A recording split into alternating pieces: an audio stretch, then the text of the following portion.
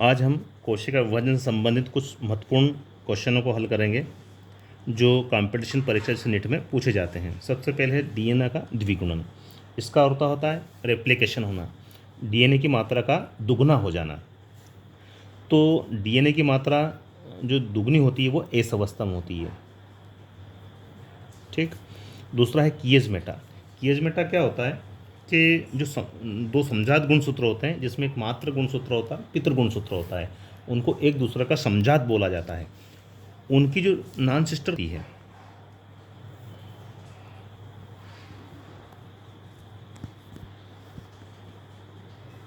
इस तरह की, यहाँ पे सेंट्रोमियर होता है, मतलब दोनों अर्धगुणसूत्र एक दूसरे से जुड़े होते हैं, और यहाँ जिनकी नॉन सिस्टर क्रोमेटिड होती है दोनों, इस तरह से ये एक स्थान पर आपस में जुड़ जाती है। इस स्थान को हम क्या बोलते हैं? किएज-मेटा कहते हैं।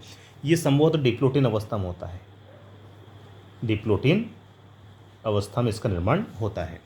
अगला पॉइंट है हमारा कोशिका चक्र। कोशिका चक्र क्या होता है? कोशिका जब विभाजित होती है तो एक चक्र के द्वारा, ये एक प्रक्रम के द्वारा गुजरती है, जो एक नियमित होता है और क्रमबद्ध रूप से होता है, जिसको हम कोशिका चक्र कहते हैं। संभवतः ये होता है जीवन अवस्था से एस अवस्था से G2 अवस्था से एम अवस्था। ठीक। अगला है कैरियोकाइनेसिस। क्योंकि यहाँ आप देख रहे हैं एम अवस्था मतलब विभाजन अवस्था बोला जाता है इसको, और इसको बोलते हैं हम अंतरावस्था। G1 एस और G2 को बोलते हैं अंतरावस्था, और उसके बाद में जैसे अंतरावस्था पूर्ण होती है उसके बाद में विभाजन अवस्था शुरू होती है। विभाजन अवस्था का जो अगला सबसे पहला जो पड़ाव होता है, जो पहला भाग होता है, उसको हम कैरियोकाइनेसिस कहते हैं। अर्थात इसमें एक जो केंद्रक होता है वो विभाजित होकर कोशिका के अंदर दो केंद्रक का निर्माण करता है। इसको हम बोलते हैं कैरियोकाइनेसिस, अर्थात कोश केंद्र का विभाजन। साइटोकाइनेसिस। साइटोकाइनेसिस क्या होता है कि जैसे एम अवस्था का दूसरा पद होता है ये, इसमें क्या होता है, केंद्रक के विभाजन के बाद में कोशिका द्रव्य का विभाजन होता है। केंद्रक के विभाजन के बाद में कोशिका द्रव्य का विभाजन, कोशिका द्रव्य का विभाजन को हम क्या बोलते हैं? साइटोकाइनेसिस बोलते हैं।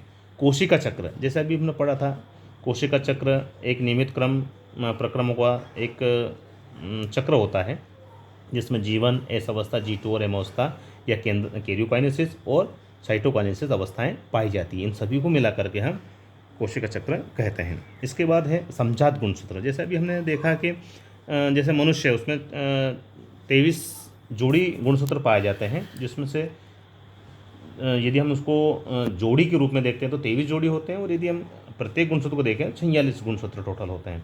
तो 23 जोड़ी में प्रत्येक जोड़ा में एक गुणसूत्र माता का होता है, एक गुणसूत्र पिता का होता है। इनको हम एक दूसरे के समजात गुणसूत्र कहते हैं। ये इसका समजात है और ये इसका समजात है। ठीक है। अगला है जीन विनिमय। जीन विनिमय जैसे आप यहाँ देख रहे हैं, डिप्लोटिन अवस्था में किएज-मेटा का निर्माण हो जाता है। जैसे जैसे किएज-मेटा आगे बढ़ता है, वहाँ पे यहाँ जीनों का, इस जीन का इधर और इस जीन का इधर स्थानांतरण होता है, जिसको हम जीन एक्सचेंज या जीन विनिमय कहते हैं। इसे क्रॉसिंग ओवर भी कहा जाता है। अगला है अंतरावस्था। अंतरावस्था क्या होती है? जैसा हम देखते हैं कि कोशिका चक्र होता है, उसमें जो प्रथम अवस्था होती है जिसको हम अंतरावस्था कहते हैं, जिसको हम G1 एस और G2 अवस्था में बांट सकते हैं।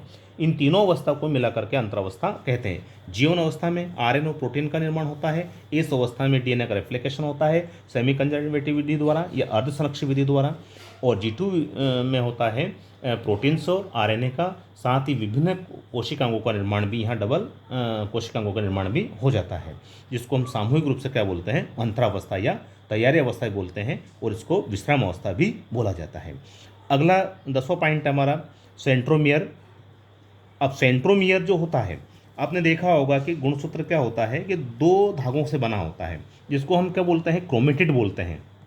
क्रोमेटिड कहते हैं। क्रोमेटिड को हिंदी में बोलते हैं अर्धगुणसूत्र। अर्धगुणसूत्र, अर्धगुणसूत्र या क्रोमेटिड जिस स्थान पर एक दूसरे से जुड़े होते हैं उसको हम सेंट्रोमियर कहते हैं। और सेंट्रोमियर की स्थिति के आधार पर ही गुणसूत्र के 4 प्रकार होते हैं इसमें, जैसे टेलोसेंट्रिक है, एक्रोसेंट्रिक है, सबमेटासेंट्रिक है, मेटासेंट्रिक है। इसके बारे में हम बाद में अध्ययन करेंगे। तो सेंट्रोमियर क्या होता है? जहाँ पर एक गुणसूत्र के दोनों क्रोमेटिड एक दूसरे से जुड़े होते हैं, उस स्थान को हम सेंट्रोमियर कहते हैं। धन्यवाद।